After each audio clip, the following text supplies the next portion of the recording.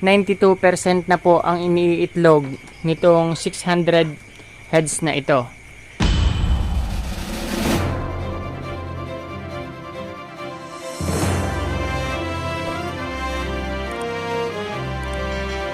Guys, magandang gabi po. Ngayon po ay bibigyan ko po kayo ng kaunting update dito po sa aking pugo. Yan.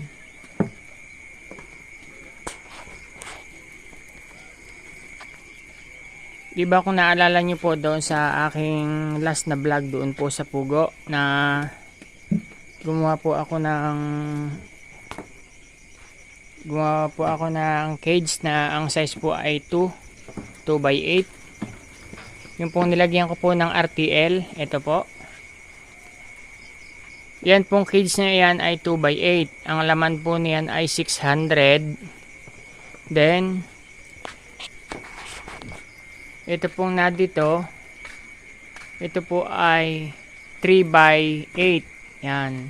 Ang laman naman po niyan, 3x8 ay 760. Yan, 760 po ang laman, pero kabats din po ito na yon. Kabats po ito nang nadito na 600. Ang pagkakaiba lamang po nila yung kanilang cage. Nagtry po ako kasi napansin ko po parang mas maganda po yung mas makitid lamang. Dos lamang po.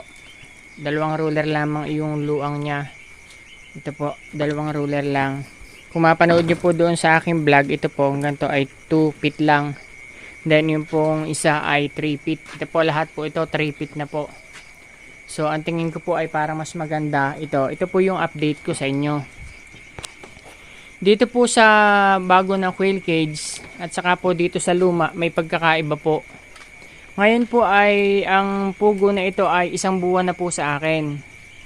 Umitlog po siya noong 10 days pa lamang sa akin, nagsimula na mangitlog. So, ibig sabihin, 20 days na pong nangingitlog to. Ang sukat po ng cage na ito ay 3x8. 3x8. Ibig sabihin, maluang siya, 3 feet. 760 po ang laman nito. At ang itlog po nito sa ngayon, umiitlog na po siya sa loob ng 20 araw. O naiitlog na po niyon 20 ng 760 heads na yon, ay binilang po namin kanina ay 551. 72% pa lamang po ang iniitlog nitong nasa cage number 1 ito. 72%. Ngayon, lipat naman po tayo dito sa cage number 2 natin. Ito po yung bagong gawa ko na cage. Ito po. At ito naman po ay 2 feet by 8. 2x8. Ang laman po niyan ay 600 heads lamang. Itong 2x8. 600 heads. Pero ang iniitlog na po niya sa isang araw ay 557. 557. Ang laman po nito ay, ulitin ko po, 600. Pero ang iniitlog na po niya ay 557. Yun pong isa, ang laman ay 760. Ang iniitlog lamang po niya ay 551. So, yun po ay 72% pa lamang. Ito po yung old cage. Mas maluang po ito.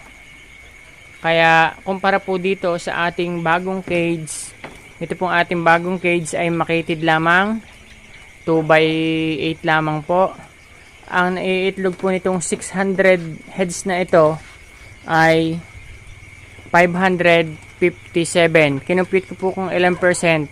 92% na po ang iniitlog nitong 600 heads na ito.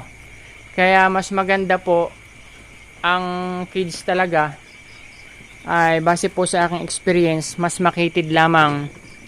Kung hindi nyo po na panood yung isa kong vlog, naandun po yung detail kung bakit po mas maganda po yung mas makitid lamang kumpara po dito sa old cage ko na 3x8. Mas maganda po ang 2x8 kaysa sa 3x8.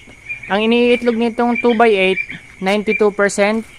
Ang iniitlog po na yung 3x8 72%.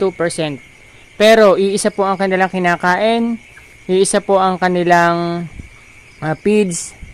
Magkasabay lamang po sila. Ang pagkakaiba lang po nila, magkaiba po ang sukat ng cage nila. Yun po. So, yan po yung update sa pag-itlog nila. 20 days pa lamang po silang umiitlog.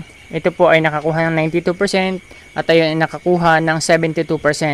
So, mas maganda po sa tingin ko itong ganitong sukat ng cage. Na doon po kung kayo po ay interesado, na doon po ang sukat nito.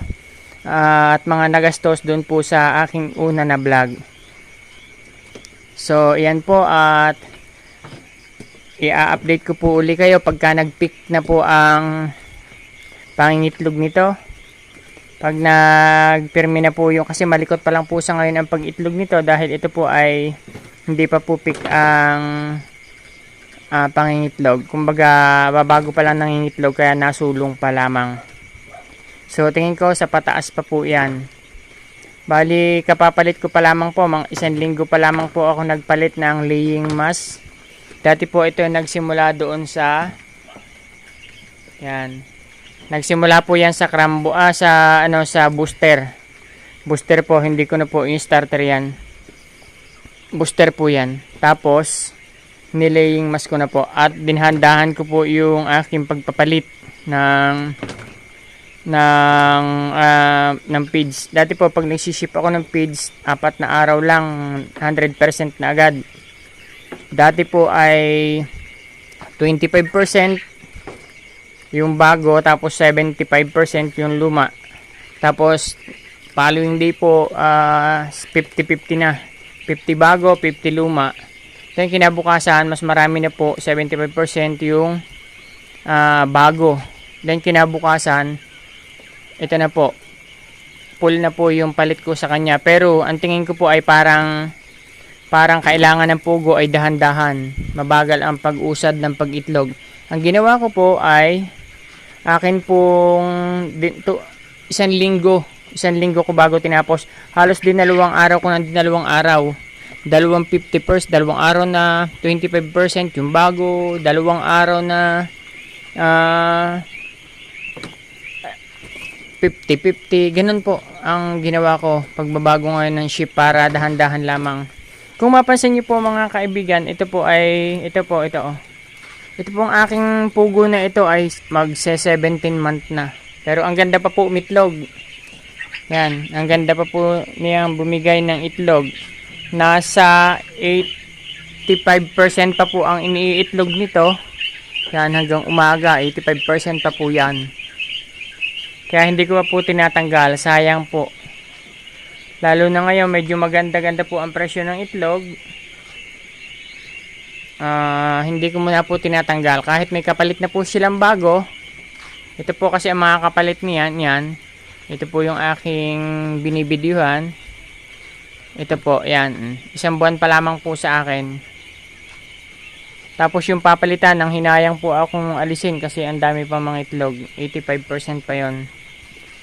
Kaya maraming salamat po at para po doon sa hindi pa nakasubscribe, makikisubscribe po para po kayo ay maging update sa aking mga video na i-upload. Madami pa po tayong i-upload na hindi lang patungkol sa pugo.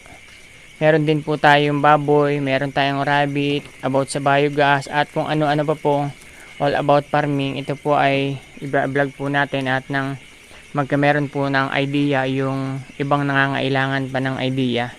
At makikipress na din po niyo yung notification bell para pagka po ako nag-upload, magno-notify po sa inyo. Maraming salamat po.